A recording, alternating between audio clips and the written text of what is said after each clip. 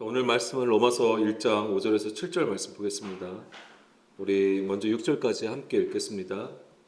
그로 말미암아 우리가 은혜와 사도의 직분을 받아 그의 이름을 위하여 모든 이방인 중에서 믿어 순종하게 하나니 너희도 그들 중에서 예수 그리스도의 것으로 부르심을 받은 자니라. 아멘.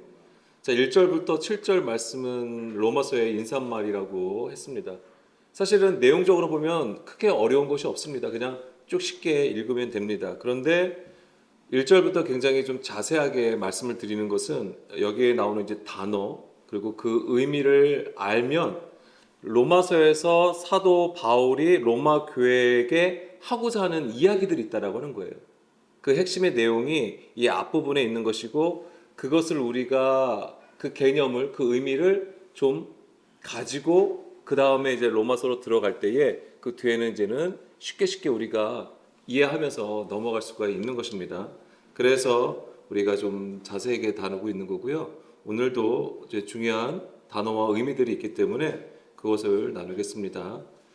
자, 여기서 보게 된 그로 말미암아. 여기서 그로 말미암아라고 했습니다. 이 그는 누구일까요? 예수 그리스도입니다. 그래서 3절부터 보게 되면 이렇게 되어 있습니다. 자, 예수님 그 아들은 육신으로는 다윗의 혈통에서 나셨고, 이것은 하나님께서 계속 아브라함을 부르시면서 약속하신 씨예요. 그 자손을 얘기하는 것입니다. 그리스도를 얘기한 것이지요. 그런데 그 혈통은 아브라함과 이삭과 야곱을 거쳐서 이제 다윗을 통하여 이제 예수 그리스도를 통해서 오신 것이고, 성결의 영으로는, 이것은 성결의 영이라고 하는 것은 이제 하나님께서 거룩하게 구별하여 세우시고 임명하심을 얘기하는 거예요. 그래서 지난 시간에 말씀드린 것처럼 그 전에 하나님의 아들이 아니었음이 아니라 하나님의 아들이죠. 그리스도이시고 하나님의 아들이시고, 이 사건을 통하여 이 십자가의 복음을 통하여서 하나님의 아들로 선포하여 두셨다고 하는 거예요. 그래서 그렇게 해서 첫 아들, 그러니까 맏 아들이 되시고 첫 열매가 되신 것인데, 그렇게 하신 이유는 바로 우리를 위한 거라고 한 것이죠. 그래서 예수님의 그 죽음과 부활이 곧 우리의 죽음과 부활을 말씀하신다라고 하는 것입니다. 그렇게 해서 예수님을 통하여서 이렇게 선포하여 하나님의 아들로 임명하시게 되는 것이죠. 그래서 죽은 자들 가운데서 부활하사 능력 있는 하나님의 아들로 선포되었다. 그래서 여기서 중요한 개념이 어떤 겁니까? 이것이 단지 당연히 예수님은 하나님의 아들이시가 아니라 구별하여, 세상으로부터 구별하여 세워진 것이라고 말씀을 드렸습니다. 자, 그를 통하여, 5절 다시 보게 되면 그를 통하여, 예수 그리스도를 통해서 은혜와 사도의 직분을 받았다라고 얘기를 합니다. 사도 바울은 자신의 사도 직분이 바로 이 예수 그리스도를 통하여 은혜와 은혜 안에서 이 사도의 직분을 받았다라고 얘기를 하는 것입니다. 우리도 마찬가지죠. 우리도 예수 그리스도를 통하여서 구원받았다고 얘기했지만 이 구원의 더 큰 그림은 뭐냐면 하나님의 은혜로 되어졌다고 하는 것입니다. 여기서 은혜는 카리스입니다. 카리스. 그래서 은혜, 호의, 긍휼, 선물이라는 뜻을 가지고 있어요. 그럼 여기서 되게 중요하게 봐야 되는 단어가 뭐가 있냐면 선물의 개념이에요. 하나님께서 우리에게 선물을 주셨어요. 그럼 하나님께서는 우리에게 뭔가를 요구하시기 위해서 선물을 주셨을까요? 아니에요. 값없이 주시는 하나님의 은혜라고 하는 것입니다. 이게 이제 이 그림이 굉장히 중요한 거예요. 왜 이것을 우리가 이해해야 되냐면, 그러면 이것을 이해하면은 우리의 공의는 아무것도 아니라고 하는 거죠. 우리의 공의로, 우리의 어떠한 행함으로 구원을 이룰 수 있다는 게 아니라고 하는 거예요. 이게 정확히 우리는 지금 이론적으로는 알고 있지만 우리의 믿음과 우리의 신앙생활을 한번 보세요. 우리가 뭔가 더 하려고 하고 뭔가 해야지만이 하나님께서 응답해 주실 것 같은 그러한 구조를 여전히 가지고 있다라고 하는 것이죠. 그 얘기는 하나님의 은혜를 우리가 아직 경험하지 않았다고 하는 것입니다. 그런 부분들을 우리가 오늘도 점검하면서 나가는 것이죠. 그래서 이 은혜를 주시는 분은 누구십니까? 하나님이세요. 그러니까 은혜의 주체는 하나님이 되시는 것입니다.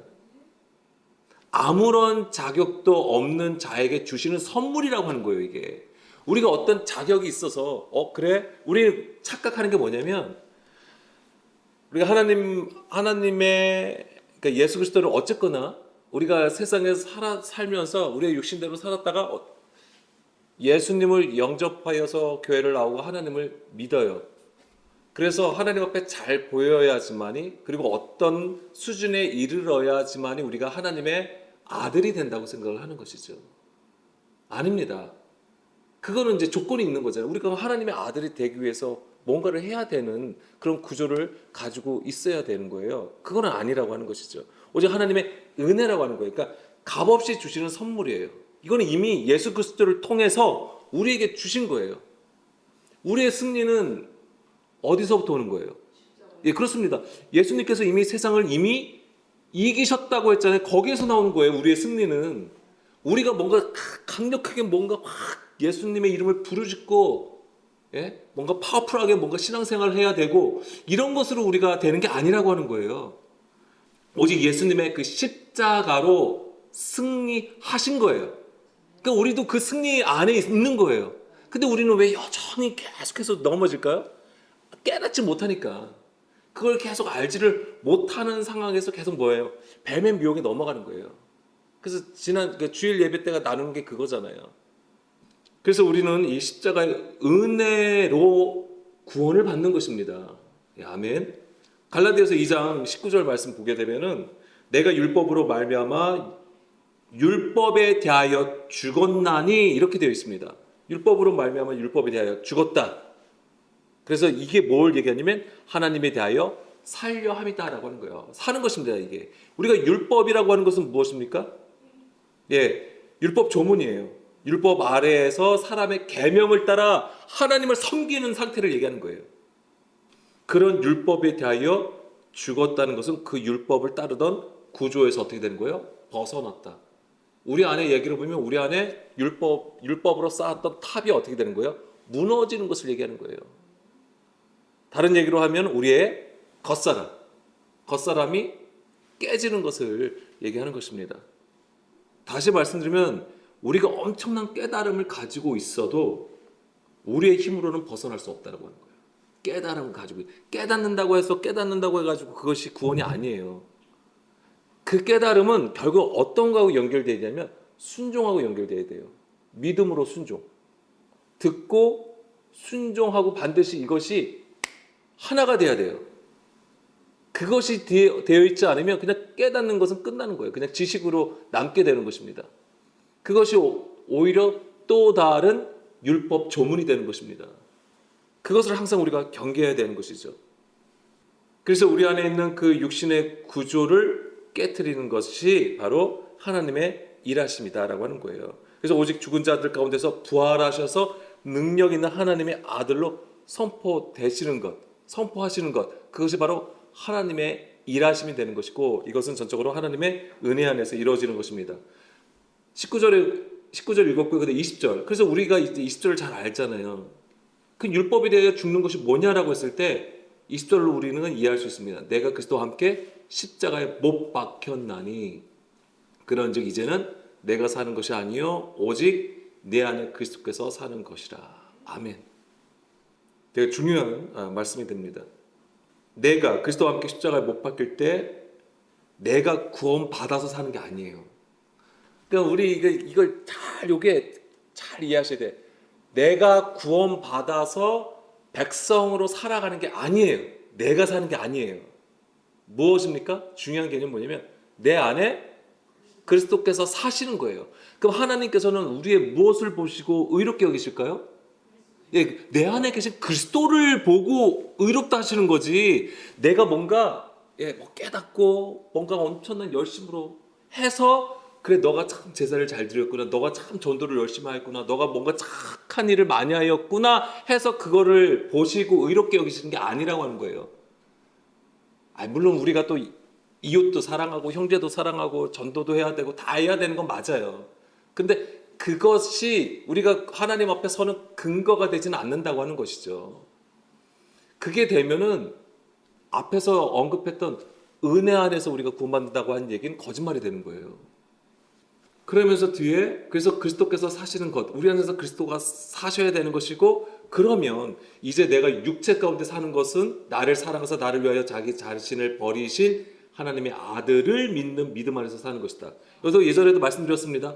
하나님의 아들을 믿는 게 아니에요. 내가 아들 예수님을 믿는 게 아니라고 했어요. 하나님의 아들의 그 믿음 안에서 사는 것이라고 했습니다. 그러니까 우리의 믿음도 뭐가 되는 거예요? 나의 의가 되는 거예요.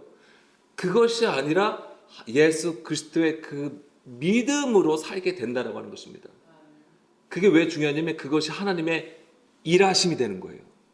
그리스도의 그 믿음이 하나님의 일을 나타내는 것입니다. 하나님의 일이 뭐예요? 우리를 구원으로 이끌어 가시는 그 역사예요. 그것을 내가 깨달아서 하는 게 아니고 내 안에 계신 그리스도께서 하나님의 그 말씀을 듣고 순종하심으로 그 하나님의 일이 우리 가운데 나타나는 것입니다. 그러니까 잘 생각해 보세요. 나의 것은 절대로 개입되지가 않아요. 그런 상황으로 들어가야지만이. 이것이 바로 전적 하나님의 은혜로 되어진다고 하는 거예요. 에베소서 2장 8절입니다. 에베소서 2장 8절 말씀에서도 보게 되면 너희는 그 은혜에 의하여 믿음으로 말미암아 구원을 받았으니 이것은 너희에게서 난 것이 아니요 하나님의 선물이라. 아멘. 앞에서 다 우리가 말을 지금 했잖아요. 나눈 것들을 여기에 지금 기록이 되어 있습니다. 너희는 그 은혜에 의하여 믿음으로 말미암아 구원을 받았다고 하는 거예요. 자, 이 구원은 어떻게 믿어야지 구원이에요. 믿음으로 구원을 받는 게 맞아요. 믿음으로 구원을 받는데 이 믿음 또한 어디서부터 오는 거예요? 은혜로 이루어진다라고 하는 거예요. 그래서 그 믿음조차도 뭐예요? 하나님이 주시는 선물이라고 하는 거예요. 그 은혜가 곧 선물이에요. 그래서 처음에 카리스라는 단어가 쓰였다고 했잖아요. 이 카리스에 호의 은혜가 있는데 중요한 단어가 뭐가 있다고 그랬습니까? 선물이라는 뜻도 가지고 있다고 말씀을 드렸습니다. 그럼 여기서 믿음은 나의 믿음입니까? 아니죠. 그리스도의 믿음이에요. 예수님의 그 믿음을 얘기하고 있는 것입니다. 나의 믿음은 성경적이지를 않아요. 성경은 그리스도의 믿음을 우리에게 계속해서 말해주는 것입니다. 그래서 우리의 구원은 오직 하나님의 은혜를 통해서 믿음으로 이루어진다라고 하는 것입니다. 그 믿음의 원인조차도 하나님의 은혜라고 하는 거예요. 예. 착각을 하시면 안 돼요. 우리가 예수님을 엄청나게 놀라운 경험을 겪으면서 하나님의 은혜가 충만해. 그 믿음, 내가 거듭나고 뭔가 새롭게 변하여 하나님 옆에 나가는 것, 그것이 구원이 아니에요. 개념은 하나님의 은혜로만이 구원을 얻는 것이고 그것은 우리가 하나님께 나아가는 하나의 과정이라고 하는 것입니다. 과정. 그 과정에서 우리가 여전히 곁길로도 행할 수도 있고 넘어질 수도 있습니다. 그럼에도 하나님의 그 은혜를 알게 되면 거기서 우리는 빨리 돌이켜 주님의 길에 주님을 향하여 똑바르게 설 수 있게 되는 것입니다. 로마서 1장 17절 여기 정확하게 기록이 되어 있습니다. 복음에는 하나님의 의가 나타나서 믿음으로 믿음에 이르게 하나니 기록된 바 오직 의인은 믿음으로 말미암아 살리라 함과 같으니라. 아멘. 그러니까 여기서 우리가 의인이 되면 의롭게 살아간다고 하는 거예요. 하나님의 뜻을 따라서 하나님께 순종하여서 살아간다라고 하는데 여기서 오직 의인은 믿음으로 말미암아 산대요. 그 여기서 믿음은 이 의인의 믿음일까요? 아니에요. 그리스도의 믿음을 얘기하는 거예요. 그 의롭게 하나님으로부터 의롭다 인침을 받은 자는 그 안에 뭐예요? 하나님의 말씀에 온전히 새겨지는 것이죠. 신약으로 보면 예수 그리스도를 모시고 있다라고 하는 거예요. 그 예수님을 모시고 살아간다라고 하는 거예요. 의인이 믿음으로 산다고 하는 얘기는 그 얘기예요. 여기서 복음이 나오잖아요. 처음에 복음에는 하나님의 의가 나타났다. 하나님의 의가 나타난 것이 무엇입니까? 십자가예요. 그게 십자가. 하나님의 의는 이 십자가를 통해서 나타나는 것입니다. 그럼 구약에는 어떻게 이해할 수 있을까요? 성경은 누구를 기록하는 것입니까? 예수 그리스도를 기록하는 거예요. 예수님이 우리에게 말씀하신 복음의 핵심은 무엇입니까? 그게 십자가예요. 십자가의 죽음과 부활이라고 하는 것이죠. 그래서 우리가 구약을 볼 때에도 뭘 해야 되냐면 예수님을 발견해야 된다고 했잖아요. 그 예수님을 발견한다는 얘기가 무슨 얘기입니까? 십자가의 죽음과 부활을 거기서 깨달아야 된다고 하는 것이죠. 그게 예수 그리스도예요. 그것을 알 때에 믿음이 생긴다고 하는 거예요. 즉 그게 들음이라고 하는 거죠. 믿음은 곧 들음이잖아요. 그 들음이 있어야지만이 비로소 우리가 십자가를 경험하게 된다고 하는 거예요. 그게 갈라디아서 2장 20절 말씀에서처럼 우리가 그리스도와 함께 십자가에 죽는다라고 하는 것이고, 그것을 경험할 때에 그리스도께서 내 안에 사시게 되는 것입니다. 그것을 경험한 자가 의로운 자인 거예요. 그 의인은 그리스도의 그 믿음으로 살게 되는 것이고, 그래서 복음에는 하나님의 의가 나타나서 믿음으로 믿음에 이르게 한다고 했습니다. 믿음으로 믿음에 이르게 한다. 이게 무슨 얘기예요? 우리가 처음에 예수 그리스도를 아는 것도 육신으로 아는 거예요. 그러니까 뭐예요? 나의 믿음에서 그리스도의 믿음으로 나가게 하시는 거예요. 복음에는 하나님의 의가 나타나서, 즉 그 십자가를 통하여 십자가를 알게 함으로써 나의 믿음이 이제는 꺾여지고 죽고 어떻게 되는 거예요? 그리스도의 그 믿음으로 나가게 하는 것이죠. 그리스도의 그 믿음이 있어야지만이 우리는 하나님의 말씀 안에 영과 진리로 살아갈 수 있는 거예요. 그것이 있어야지 주의 영을 따라서 진리로 나갈 수 있다라고 하는 것입니다. 로마서 3장 24절에서도, 그래서 지금 로마서 보면 뒤에 보면 다 거의 그런 개념을 가지고 우리에게 계속 말해줍니다. 그리스도 예수 안에 있는 속량으로 말미암아 하나님의 은혜로 값없이 의롭다 하심을 얻은 자 되었다. 이게 의인이에요. 뭔가 어떤 의로운 일, 뭔가 어떤 성경적인 대단한 일을 해서 일의 결과물을 가지고 얘기하는 게 아닙니다. 절대. 하나님의 은혜로 값없이 주시는 선물이라고 하는 거잖아요. 근데 이것은 무엇으로? 그리스도 예수 안에 있는 속량으로 말미암아. 이 속량하심이 어떻게 이루어지는 거예요? 십자가를 통해서 이루어지는 거 아닙니까?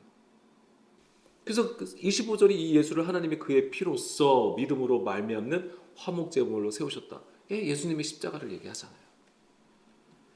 로마서 5장 20절, 21절 말씀에서도 율법이 들어온 것은 범죄를 더하게 하려 함이라. 그러나 죄가 더한 곳에 은혜가 더욱 넘쳤나니 라고 되어 있어요.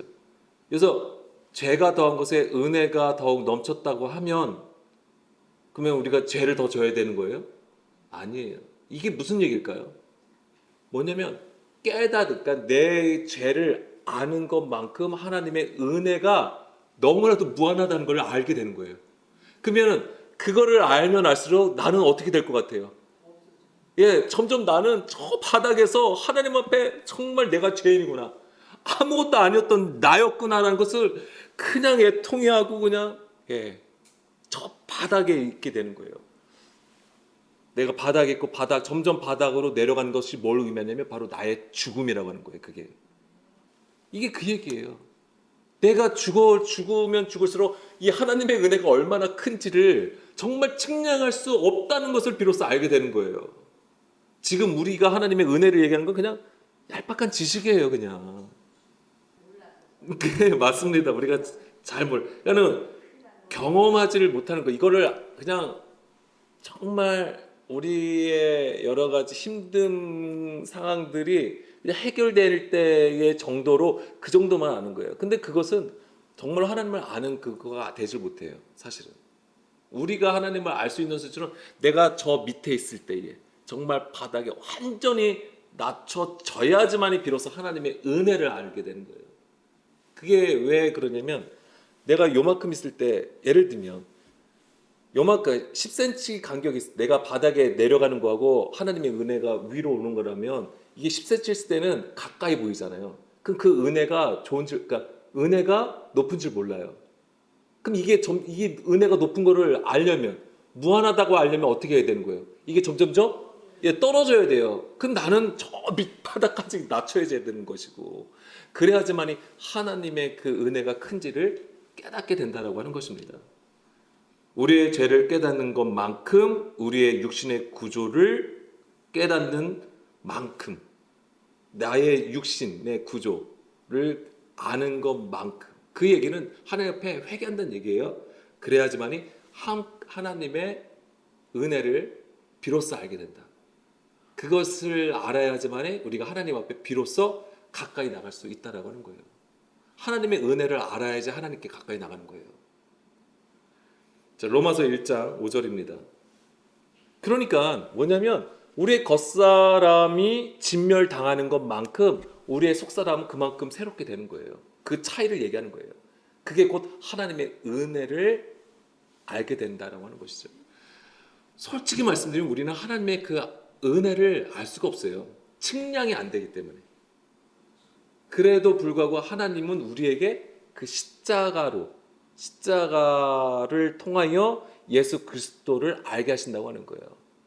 그러니까 그 예수 그리스도를 우리 안에 모셔야지만 우리가 그 은혜 안에 있게 된다라고 하는 것입니다. 다시 로마서 1장 5절로 돌아가서 보게 되면, 자, 그런 말미암아 우리가 은혜와, 그래서 지금 은혜에 대해서 지금 나눈 거예요. 이 개념을 계속 가지시고, 왜냐면 계속 로마서는 이 은혜를 얘기하는 거예요. 계속해서 사도의 직분을 받았다. 그래서 그의 이름을 위하여 모든 이방 중에서 믿어 순종하게 하나니라고 했습니다. 그러니까 사도 바울은 자기의 사도의 직분을 받은 것도 하나님의 은혜로 되었다라고 얘기를 합니다. 그러니까 우리는 어떻게 생각할 수도 있냐면, 그가 당시 그 당대의 석학 유대인 율법학자인 그 가말리엘의 문화에서 엄격하게 율법 교육을 받은 자예요. 그러니까는 상당히 똑똑해요. 굉장히 그 시대의 엘리트 중에 엘리트라고 할 수 있습니다. 그런 그가 어마어마한 사실 그 신약의 서신들을 많이 썼잖아요. 그건 당연한 것처럼 보입니다. 그래, 그는 그렇게 엄청나게 율법을 공부를 했으니까, 그렇게 율법을 공부하고 예수님을 만났으니까 그 율법 공부한 것이 토대가 되어서 우리에게 어마어마한 이러한 말씀들을 남겼지라고 생각할 수도 있는 거예요. 근데 그것 자체도 하나님의 은혜이지만, 사도 바울은 철저하게 뭐라고 고백을 하느냐면, 갈라디아서 1장 12절 보겠습니다. 이것도 다 사도 바울이 작성한 겁니다. 이는 내가 사람에게서 받은 것이 아니요, 배운 것도 아니요. 이걸 얘기해요. 그러니까 사도 바울은 자기가 가지고 있는 스펙을 어떻게 생각했습니까? 배설물로 여겼다고 하는 거예요. 오직 그리스도를 아는 것을 가장 고상하게 여긴 거예요. 그러면서 그것을 이렇게 얘기를 하는 거죠. 내가 사람에게서 받은 것도 아니다. 그러니까 엄격한 교육을 받은 이력은 있어도 그것에 의해서 내가 예수 그리스도를 증거하는 게 아니라고 얘기하는 거예요. 배운 것도 아니요, 오직 예수 그리스도의 계시로 말미암은 것이다. 이 얘기가 뭐예요? 하나님의 은혜 안에서 이 일이 이루어졌다고 얘기하는 거예요. 예수 그리스도의 계시, 나타남이에요. 계시가 뭐예요? 나타났다고 하는 의미예요. 나타났다. 그러면은 사도 바울은 예수님을 어디서 만났습니까? 다메섹에서 만났죠. 거기서 십자가를 경험한 거예요. 죽음과 부활을 경험하였다고 하는 거예요. 근데 그것은 말씀드린 것처럼, 예전에 말씀드린 것처럼 나다프 뭐예요? 추적하여서, 하나님께서 우리를 사냥하듯이 추적하여서 끝까지 추적하여서 그것을 잡으셨다라고 하는 개념이에요. 그러니까 사도 바울의 그 장소가 어디였냐면 다메섹이었던 거예요. 그래서 오직 예수 그리스도의 계시로 말미암은 것이다. 주의 그 십자가의 나타남을 얘기하는 것이고, 내가 이전에 유대교회에 있을 때의 행한 일을 너희가 들었거니와 하나님의 교회를 심히 박해하며 멸하고 내가 내 동족 중 여러 영갑자보다 유대교를 지나치게 믿어 내 조상의 전통에 대하여 더욱 올려주세요. 더욱 열심을 내었다라고 하는 거잖아요. 요 13절 14절이 뭐예요? 사람의 열심이라고 하는 거예요. 그리스도의 믿음과 반대되는 나의 믿음으로 행하였다고 하는 것이죠. 이게 나의 믿음으로 행하여 열심을 내었다. 그리고 그 열심이 하나님께 당연히 충성하는 거라고 생각을 했던 거죠. 그걸 지금 얘기하고 있는 것이죠. 15절, 그러나 내 어머니의 태로부터 나를 택정하시고 그의 은혜로 나를 부르신 이가 세상으로부터 나를 구별하여 세우셨다라고 하는 거예요. 이것이 태초에 하나님의 말씀 안에 그 일을, 하나님의 일을 나를 통하여 나타나셨다고 하는 거예요. 그러면 이거는 사도 바울뿐만이 아니에요. 하나님께서 구원하시는 하나님의 모든 백성들에게 이거는 동일하게 일어나는 일이에요. 오늘 우리에게도 이 일은 동일하게 일어나는 것입니다. 어머니의 태로부터 택정하셨다. 우리가 물론 여기가 아기집이잖아요. 굉장히 중요한 건데, 근데 이 아기의 상태가 어떤 거죠? 이 안에는 깜깜하다고 하는 거예요. 어둠 안에 있는 것이고 그 다음에 뭘로 채워졌어요? 예, 물로 채워졌다고 하는 거예요. 그게 뭐냐면 바다의 개념이에요. 큰 물. 그 다음 어둠 안에 있는 것이죠. 거기서부터 뭐예요? 생명이 물론 안에 있는 건데 이것이 어떻게 되는 거예요? 나와야 되는 거잖아요. 이게 아들을 낳았다라고 하는 거예요. 나와야 되는 거예요. 나온다는 얘기는 뭐예요? 어둠 가운데서 빛 가운데로 나오는 것을 얘기하는 것이고 많은 물 안에 있던 자를 어떻게 하는 거예요? 끄집어내는 거예요. 예, 그 그림이에요. 그래서 이런 것들이 다 뭐하고 관련되냐면 예수님께서 제자들을 부르실 때에 너희들을 누구로 만드신다고 했어요? 사람을 낚는 어부가 되게 하신다고 하는 거. 다 이것이 바로 이 하나님께서 사망에서 생명으로 옮기시는 하나님의 일을 다 나타내는 천국에 관한 그림이라고 하는 것입니다. 그러니까 이것도 마찬가지예요. 태로부터 나를 택정하셨으면 바로 나를 구별하여 세상으로부터 나를 구별하여 세우심을 말씀해 주시는 거예요. 그러니까 내가 이 안에 있을 때, 태의 안에 있을 때는 뭐냐면 아무것도 아닌 존재라고 하는 거예요. 아무것도 아닌 존재. 무엇을 할 수 없는 존재였는데 거기서부터 하나님께서 불러주셨다라고 하는 것입니다. 그것이 바로 하나님의 은혜라고 하는 거예요. 그게 하나님의 은혜예요. 헤세드가 되는 것이죠. 그러니까 히브리어로는 헤세드. 자, 갈라디아서 1장 16절에서도 보게 되면 그의 아들을 이방에 전하기 위하여 그를 내 속에 나타내기를 기뻐하셨을 때에 내가 곧 혈육과 의논하지 아니하였다라고 얘기를 하잖아요. 그를 내 속에 나타내시기를 기뻐하셨을 때 내가 누구하고도 의논하지 않았다. 사람의 것으로 이것이 나온 게 아니다라고 정확하게 얘기하는 거예요. 오직 하나님의 은혜 안에 성령의 능력으로 이 모든 진리를 나타내고 있음을 얘기하는 것이고 이 얘기가 좀 전에 얘기로 보자면 내 안에 그리스도를 모시고 있는 것이고 그것이 그 예수님이 나타난 걸 얘기하는 거예요. 지금 사도 바울의 이 진리를 얘기하는 것이. 그러니까 그가 지금 어떤 상태에 있겠냐고요. 사도 바울이 철저하게 자기네 육신의 것을 철저히 배제시키는 거예요. 자기의 육신을 완전히 죽이고 오직 그리스도만을 나타내기를 위해서 이게 얼마나 지금 두렵고 떨림 가운데 이 모든 일들을 행하고 있겠습니까? 그럼에도 불구하고 그 모든 일은 바로 하나님의 은혜 안에서 이루어진다고 하는 것이고 이건 전적으로 사도의 일도 아니에요. 어떤 능력 있는 자의 일도 아니에요. 오직 내 안에 계신 그리스도께서 하시는 하나님의 일이라는 것입니다. 사도 바울도 하나님의 은혜를 알기 전에는 율법 아래에서 사람의 열심으로 엄청난 일을 행하였던 것이었죠.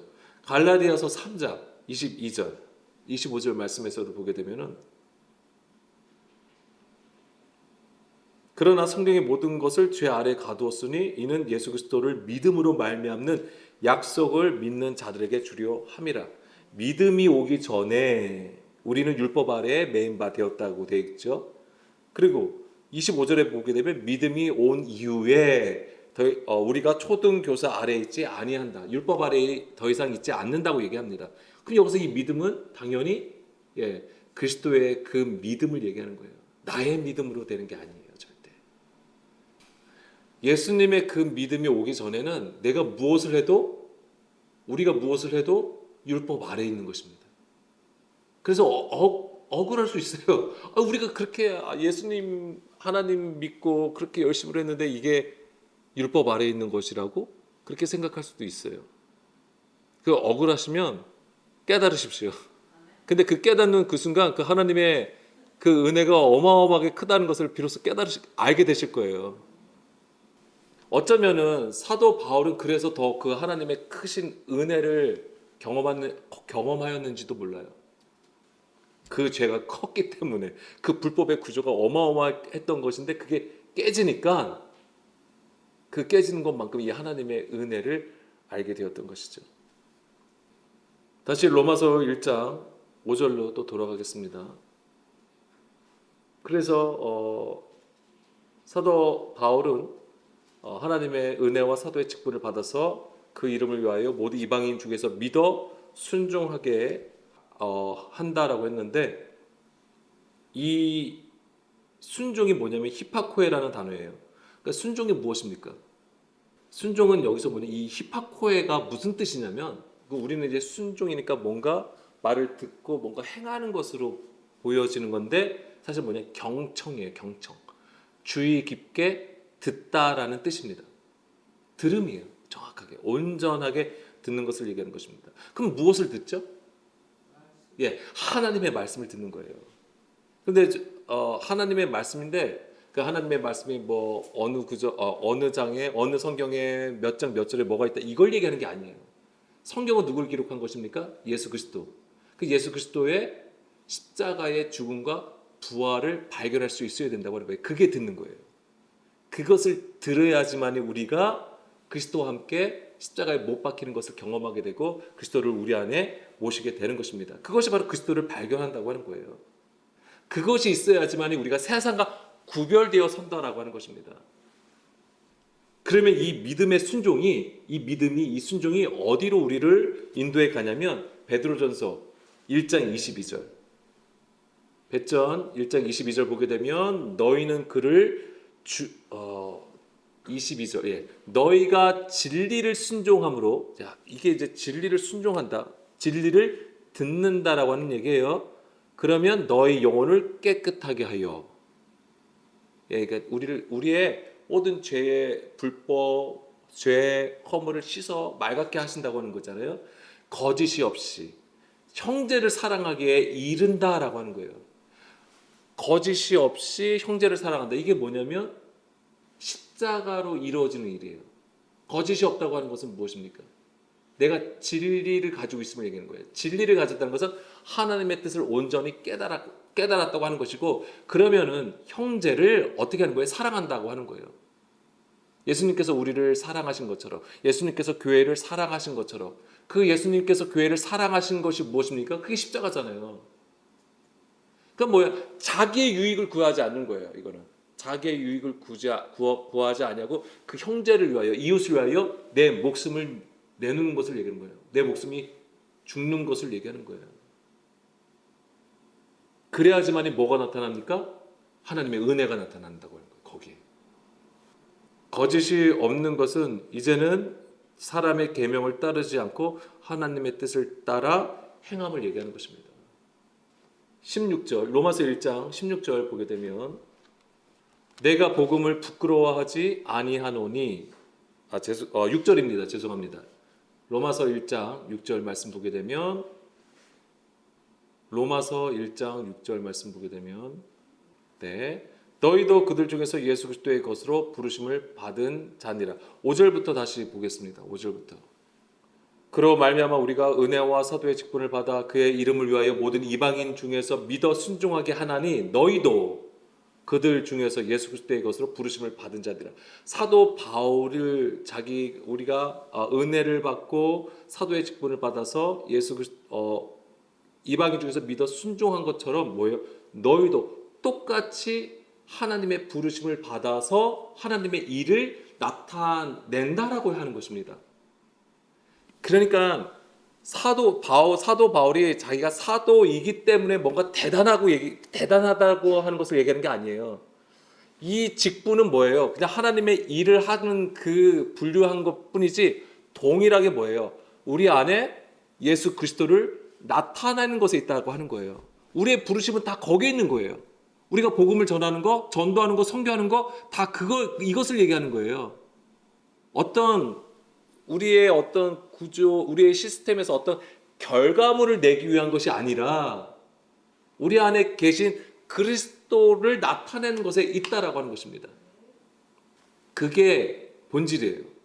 물론 당연히 형제를 사랑하고 이웃을 사랑하기 때문에 당연히 어떤 결과물이 나오는 것은 당연한 건데 그것을 가지고 자랑해서는 안 된다고 하는 거죠. 자랑거리가 아니라고 하는 거예요. 사실 다 모든 것이 다 하나님의 안에서 이루어지는 일들이기 때문에 예수 그리스도의 것으로 부르심을 받았다고 하는 것 자체가 바로 우리도 세상으로부터 구별되어 세워진 자라는 것을 얘기해주고 있는 것이고 그렇게 예수 그리스도를 모신 자들 즉 그런 자들은 곧 예수님의 소유가 된 자들이에요. 예수님 안에 거하는 자들이죠. 그런 자가 비로소 성도이고 교회라고 하는 것입니다. 예. 7절 말씀 보겠습니다. 그러면서 로마에서 하나님의 사랑하심을 받고 성도로 부르심을 받은 모든 자에게 하나님 우리 아버지와 주 예수 그리스도로부터 은혜와 평강이 있기를 원하노라. 아멘. 딱 읽으면 크게 어려운 게 없습니다. 그냥 마치 편지에 딱 이게 지금 서문이라고 했잖아요. 인사말인데 마치 인사하는 것처럼 안부를 전하는 것처럼 의뢰하는 것 그렇게 적는 것처럼 읽혀지는 내용입니다만 사실은 여기에는 어마어마한 개념들이 있는 것이죠. 사도 바울은 로마에 있는 모든 자에게 성도로 부르심을 받았다 이렇게 얘기를 하는 거잖아요. 성도. 여기는 뭐냐면 하기오스라는 단어가 쓰인 거예요. 왜? 거룩한 존재라고 하는 것입니다. 거룩한 존재라고 하는 것은 무슨 얘기입니까? 뭔가 되게 의롭고 깨끗하고 뭔가 좀 신령한, 신성한 것처럼 이렇게 그런 얘기가 아니에요. 성도라고 하는 것은 뭐예요? 하기오스. 구별되었다고 하는 거예요. 구별되어서 세워진 자라고 하는 것입니다. 레위기 11장 44절 보게 되면 레위기 11장 44절. 그러니까 사도 바울도 철저하게 이 구약의 개념들을 가지고 얘기해 주는 거잖아요. 나는 여호와 너희 하나님이라 내가 거룩하니 너희도 몸을 구별하여 거룩하게 하고 땅에 기는 길짐승으로 말미암아 스스로 더럽히지 말라라고 했습니다. 그러면 여기서 우리가 보게 되면 거룩한 것은 무엇이냐 이거죠. 몸을 구별하여 거룩하게 하는 거예요. 근데 그럼 이렇게 몸을 구별하여 거룩하게 하는 것이 또한 무엇이냐라고 했을 때 땅에 기는 길짐승으로 더럽히지 않는 것을 얘기하는 거예요. 그럼 이건 뭐예요? 땅에 긴다고 하는 것은 무엇입니까? 예, 육신의 것으로 행하지 말라는 얘기예요. 정확하게 뭐냐면 땅은 육신이거든요. 그러니까 여기서 땅에 긴다라고 하는 것은 특히 여기서 길짐승이 나오잖아요. 길짐승. 이 길짐승은 뭘 얘기하냐면 그러니까 우리가 땅에 기는 길짐승이잖아요. 그러니까 처음에 나오는 거 우리가 뱀으로 생각하잖아요. 왜냐면 뱀은 배를 땅에 기고 이렇게 가는 거잖아요. 예. 그게 뭐냐면 땅의 것으로 살아가는 걸 얘기하는 거예요. 땅의 것. 육신으로 살아가는 육신의 구조를 얘기하는 거예요. 그런데 길짐승은 그것뿐만이 아닙니다. 원래 뭐냐면 물이라는 뜻을 가지고 있어요. 물이. 근데 여기에 뭐가 있냐면 동사로 보면 뭐가 있냐면 꿈틀거리다, 우글거리다라는 뜻을 가지고 있어요. 꿈틀거리고 우글거리는 거. 그럼 이게 그리고 풍부하게 하다라는 뜻을 가지고 있어요. 풍부하게 하다.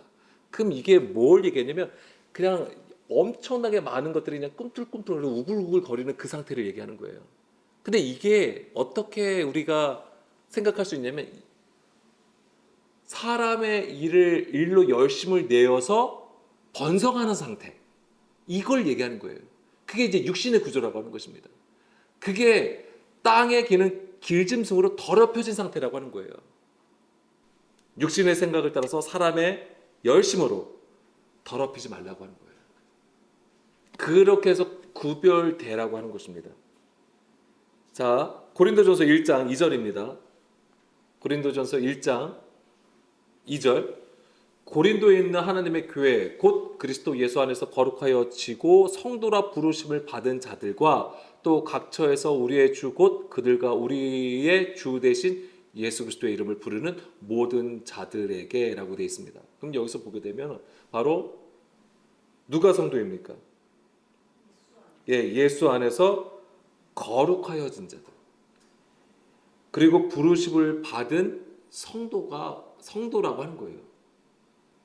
근데 이들이 누구냐면 바로 교회가 된 자들을 얘기하는 것이죠.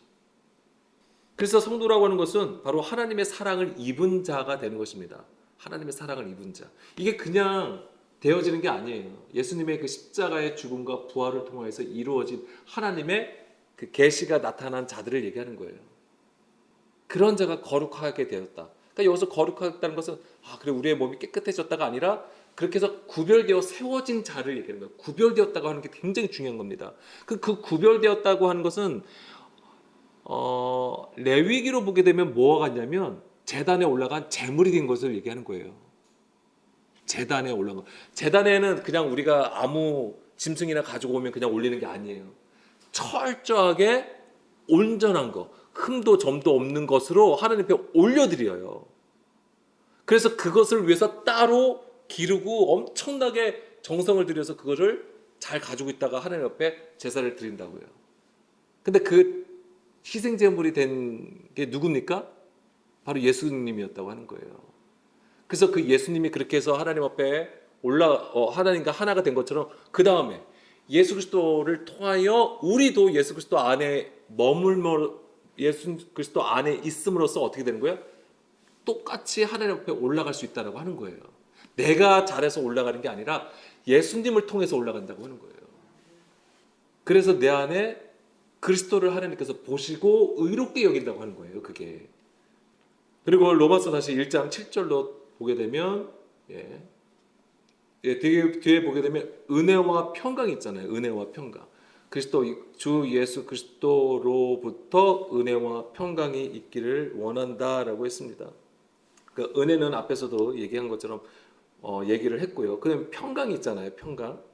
이 평강도 이 하나님의 은혜 안에서 이루어지는 하나님의 역사가 되는 것입니다.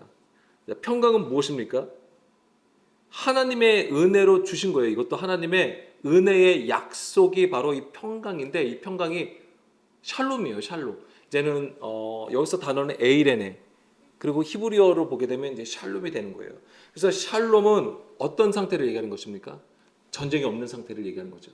우리 안에 육신의 구조가 쫓겨남으로써 하나님을 대적하지 않는 상태. 그러니까 우리의 육신의 생각이 완전히 진멸되는 거예요. 그것이 있어야지만이 그리스도께서 내 안에 사신다라고 하는 것입니다. 샬롬을 우리가 흔히 내 안에 걱정, 근심, 염려, 아무 탈이 없는 상태로 생각할 수도 있는 것이지만은 에베소서 2장 14절. 에베소서 2장 14절에서 보게 되면 그는 우리의 화평이신지라. 이거 이제 샬롬이에요. 이게 화평, 이게 평강이에요. 둘록 하나를 만드사 원수된 것고 십자가에 막힌 담을 자기 육체로 허시고 그러면서 율법 조물을 폐하셨다라고 하는 것인데 둘로 하나를 만드시는 걸 얘기하는 것입니다. 둘로 하나를 만드는 것이 하나님의 평강이라고 하는 거예요. 그래서 이제는 이 중간에 막힌 담이 뭐냐면 바로 우리의 육신의 생각을 얘기하는 거예요. 그래서 이것조차도 뭐냐면 우리가 옳다라고 여기는 것, 우리가 맞다라고 여기는 그것조차도 어떻게 하신 거예요? 율법 조문이 되는 것이죠. 나의 의의가 되는 것입니다. 그것을 깨뜨리심을 얘기하는 거예요. 그래서 그것조차도 바로 하나님의 은혜로 이루어진다고 하는 거예요. 내가 뭔가 열심히 해가지고 내 안에 있는 원수를 쫓아낼 수 있는 게 아니에요. 그건 나이기 때문에 내가 할 수 있는 게 아니에요. 내가 나를 쫓아낼 수가 없어요. 오직 하나님만이 하시는 거예요. 근데 하나님도 뭐냐면 우리를 직접적으로 하시는 게 아니고 그 아들을 통해서 그 일을 하시는 거예요. 그 아들을 통해서. 하나님께서 우리에게 뭔가 심판하신다고 해서 우리의 육신의 것을 강력하게 뭔가 딱 치셔가지고 하시는 그런 것도 물론 있으시겠지만은 성경의 원리는 뭐냐면 십자가를 통해서 그 모든 일을 행하신다고 하는 거예요. 십자가를 통해서. 근데 그 십자가에서 예수님이 그 육신을 십자가에 못 박으신 거잖아요. 그걸로 하시는 거예요. 하나님도. 그런 것들을 잘 가지고 있으시고 우리가 이 로마서를 계속 이제는 보기를 간절히 원합니다. 자, 이 예수님을 요한복음 14장 27절 보게 되면 예수님은 내가 주는 평안은 세상에 주는 것과 같지 않다라고 말씀을 하시잖아요. 평안을 너에게 끼치노니 곧 나의 평안을 너에게 주노라. 이것은 세상에 주는 것과 같지 아니하니라. 너희는 마음에 근심도 말고 두려워하지도 말라라고 하십니다. 하나님의 십자가로 이루시는 하나님의 은혜의 역사라고 하는 거예요. 이 평안을 주심도, 이 샬롬도 하나님의 은혜 안에서 이루어지는 일이라고 하는 것입니다. 그러니까 이 샬롬을 얻는 것도, 우리에게 평강을 주시는 것도 뭐예요? 나의 싸움이 아니라고 하는 거예요. 하나님의 싸움이 된다는 거예요. 하나님께서 싸우시는 일이에요. 하나님의 일하심이에요. 누구를 위해서? 우리를 구원하시기 위해서 하시는 거예요. 근데 더 본질적인 것은 뭐냐면 우리 안에 훼손된 하나님의 이름, 우리 안에서 훼손된 하나님의 형상을 어떻게 하시는 거예요? 회복시켜 주시는 거예요. 하나님께서 자기의 이름을 회복시키시기 위해서, 하나님의 형상으로 우리를 만들었잖아요. 그 하나님의 형상을 다시 세워 주시기 위해서 이 일을 하신다고 하는 거예요. 그러니까 하나님도 하나님의 일을 전적으로 하시는 거예요. 우리한테 맡기시는 게 아니에요. 그 하나님의 은혜가 오늘 우리에게도 지금 있다라고 하는 것입니다. 그걸 우리가 보고 듣고 깨달아야 되는 것입니다. 그래서 이제는 로마서 1장 1절에서 7절 이제는 그 로마서의 인사말이 드디어 끝났습니다. 그래서 이제 다음 주부터는 이제 8절부터 이제는 본격적으로 이제 로마서 말씀을 보겠습니다.